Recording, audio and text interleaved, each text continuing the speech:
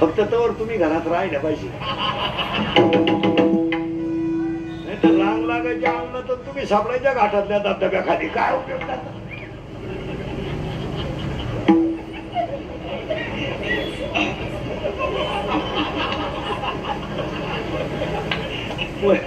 माझं कीर्तन ऐकलं 2-4 दिवस सुधरत नाही माणसाला, काही एकटाच हसत होतो.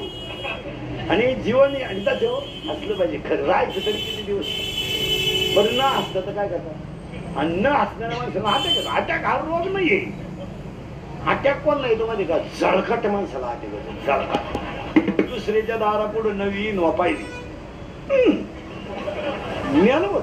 बाकीची म्हणले पाहुण्याची होती ती. गाडी पाहुण्याची होती म्हणजे मिळालं ना घ्यायला नाही. हसत जगायचं महाराज. कधी थोडं महाराज मी बसणाऱ्या कोणत्याही माणसाला सर्टिफिकेट देतो तुम्हाला 6 महिने अटॅक येऊ शकत नाही. तिथं मोकळा बसला पाहिजे कीर्तनाला. अटॅक नाही येत आपलं कीर्तन ऐकलं. काय येत का अटॅक बिटॅक? अटॅक झळकट माणसाला येतो. मोकळा असल्यावर काय अटॅक? जी माणसं मोठ्याला असतात ती सज्जन असतात, गालात असतात, इतकी गद्दार असतात.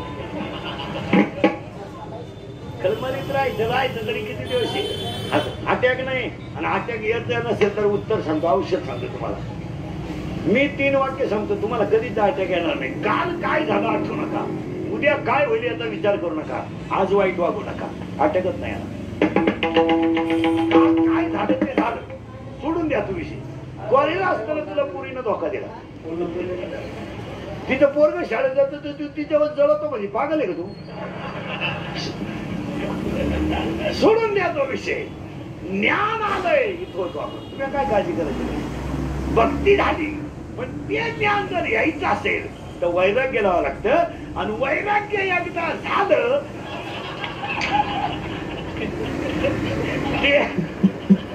ते अजून 2-3 तारी झाले का गार होते.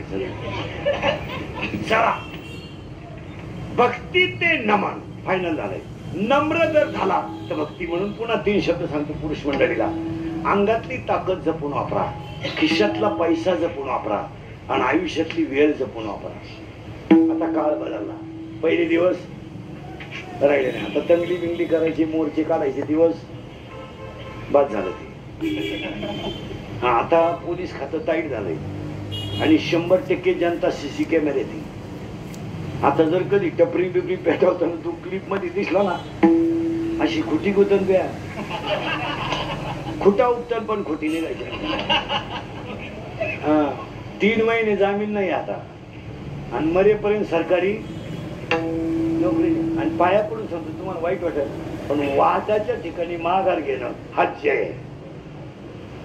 इथून पुढचा काळ वाईट आला. काय आता लोकांकडे नैतिकता